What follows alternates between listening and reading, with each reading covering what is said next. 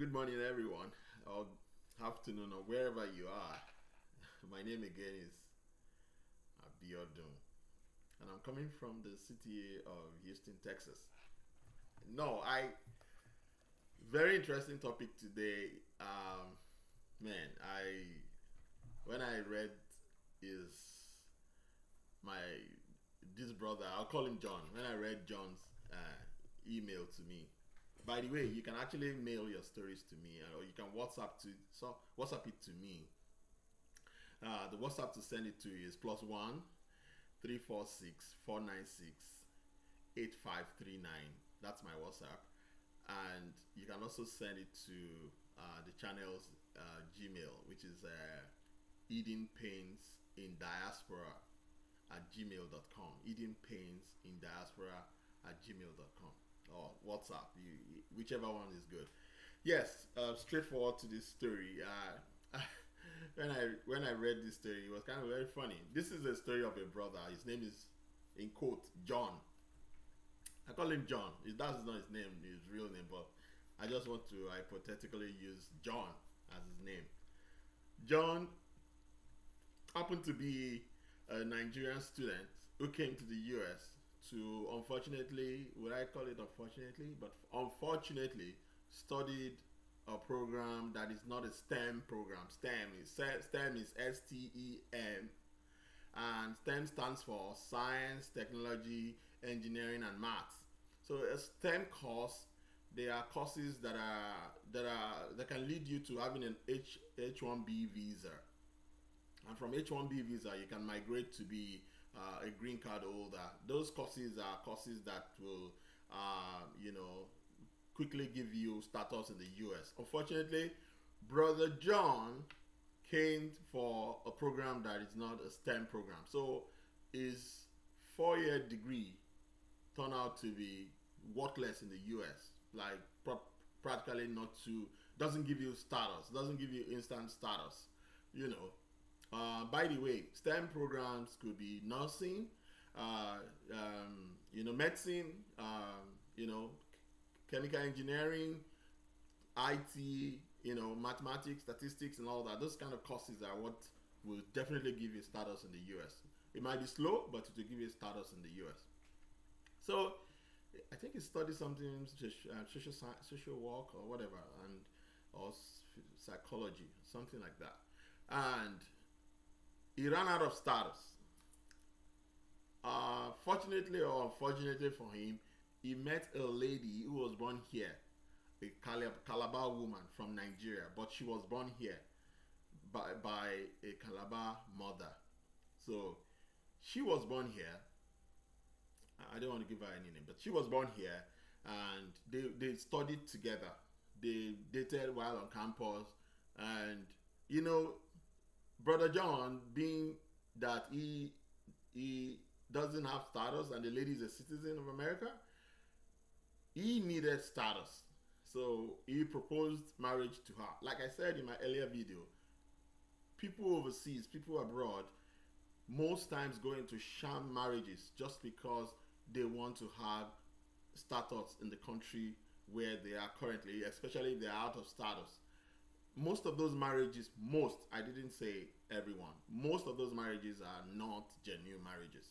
So brother John decided to be with sister, the sister Calabar, in quotes, just so that he can have status. Brother John who knows in a trap where they enter. Brother John, Brother John enter trap, or enter Calabar trap. Calabar woman trap. This lady was born and was raised by a single mom.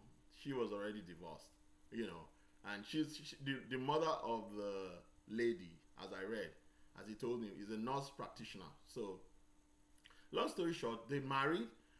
They were just fresh out of college. So they didn't have a job as at that time. Like I said, their courses are not too in demand. So apparently, because they are freshers from college, they moved into the mother, who is, of course, obviously doing well as a nurse practitioner, moved into our house. You know, she has other siblings who are pretty young, you know, than her, but the married couple moved into the mother-in-law's house. Um, you know, an extension of the building, they moved in there. Over time, he started getting worried about his paper. You know, apparently that's the reason why, part of the reason why he got married to her, you know. So they filed for him, and he was able to get his work permit. I wrote the story down, so I'll be looking down into my book once in a while to remember exactly what was discussed. So apparently the state was in Oregon in the United States here. They they they filed for him. He was able to get his work card that we got the that we call the EAD. That is the employment authorization document. That EAD is temporary. It's just for a period of 2 years when they are checking your case, when your case is being, you know, looked into. You don't. They give you the EAD card so that you don't become a liability to the government of the United States in terms of, you know, facilities and amenities that you need to keep living your life. So they want you to keep working while your case is being, you know, considered.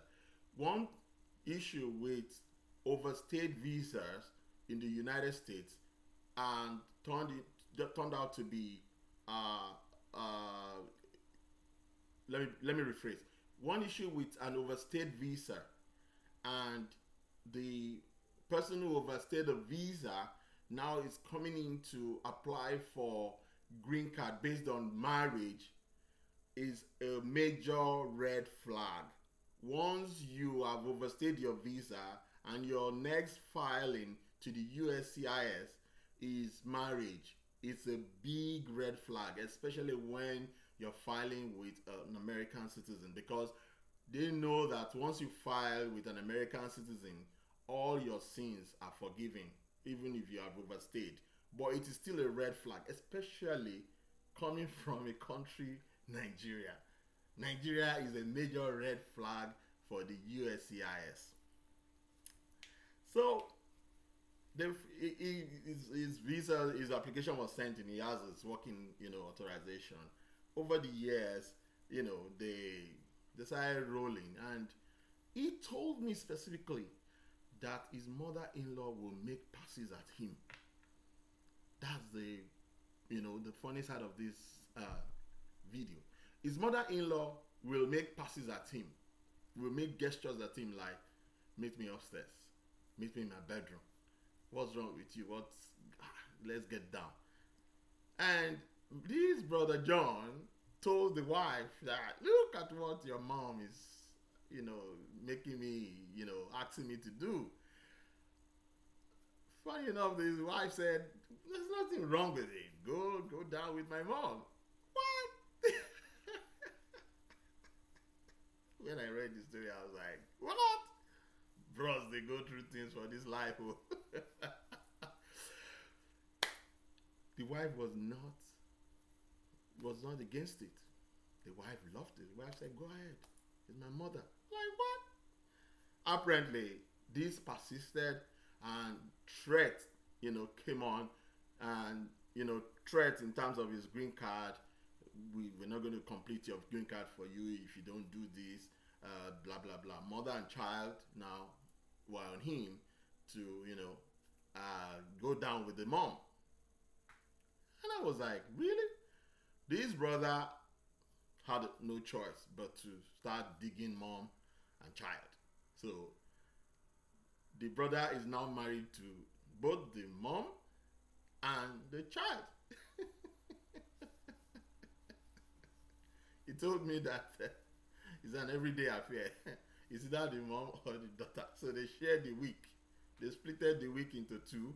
Mother takes half of the week. Daughter takes half of the week. The brother became the machine in the house. So he apparently told me that the mom is 48. That the mom is very young. So the mom apparently is, you know, if not that he's married to the daughter, the mom is also equally good enough to be married to. She gets so, but just because of his green card, he wants his green card. He needed to be firing both ladies. He told me that one day, after a tumultuous experience, a very gargantuous experience in the bedroom, in the bedroom of the mother specifically, the mother passed out. The mother of the wife passed out. She was exhausted. She was, tired from the, apparently this brother is a good driller. He's a good driller down there in the bedroom. Oh boy, this brother they enjoy it. He said the mother-in-law passed out, and he found an envelope on the bedside table, on the dressing table, that was addressed to the mother-in-law from USCIS. Apparently, his temporary green card had been ready 3 months prior to that time they had this experience. My Lord Jesus. 3 months to that before that time, the temporary green card had been ready, but they did not let him know. They kept it and hid it, and kept blackmailing him and threatening him, letting him know that, look, you have to do this, you have to keep doing this to both of us, else we're not giving you your green card. Man, he was dumbfounded. He was confused. Apparently, he watched my first video. It was the second video that I talked about a nurse. If you have not watched it, go to my channel. You see it. A nurse brought a brother from Nigeria and turned him into a slave. He didn't file for his paper at all. So turned this brother into a slave, and he things they have for my people. He became a houseboy. He does just practically everything in the house. So it was this story that my brother listened to, Brother John, and wrote me a story to also talk about his own, seeking advice on what he should do. The story is this, this is just the story. When I read the story, the first thing that came to mind is, look, for everybody watching this, the world is changing every day. Please, let your children study courses that will open doors for them. Let people go into courses, go to college to study what will open doors by itself. Don't study just because you just want to study in a college. Go study something that is door opening, that you will not chase jobs. Jobs will chase you. Visas will chase you. That is one lesson there. Secondly, I would say, if you're not ready, if you're not financially ready, don't get married. The first mistake this brother made was to get married when he's not financially ready, and he moved into his mother-in-law's house. He moved into his mother-in-law's house. And the last message, or the last, there are several other lessons, but the last lesson that is obvious to me is, it is important to know the background of who you're going to get married to. It is important, very, very crucial, to know the background of who you're getting married to. Why is your mother-in-law not married? What happened? Was that woman you're getting married to born out of wedlock or in wedlock? Or if it was in wedlock, why did they get divorced? You need to do due diligence, do background check before settling down. Marriage is a lifelong journey. You don't just jump into marriage for a reason. Let me add this other lesson. Marry because you're going to be with your friend. Do not marry. Don't marry. Do not marry anyone because of a reason. Don't marry someone because the person is beautiful. Don't marry anyone because, it's from a wealthy home. Don't marry someone because the person has a good career. Do not marry anyone because, they are handsome, they are gorgeous, they are tall, They are good in bed. No, those things can change. And if those things change, you definitely will be resentful. That marriage will become very toxic, and resentment will set in because the reason why you got married to the person is gone. Do not marry for a reason. Marry the person because the person is your friend. When you marry your friend, even if the person turns blind, even if the person becomes deaf tomorrow, even if the person becomes broke tomorrow, even if the person becomes ugly tomorrow, you're still going to stay there because the person is your friend. So I told the brother, look, you made a mistake. And I told him you should go watch my channel. He's going to listen to the lessons there. You made a bloody mistake. You have to keep enjoying the mother and daughter. Please like, subscribe, and stay tuned. Please drop your comment. Watch out for Calabar Women. Oh.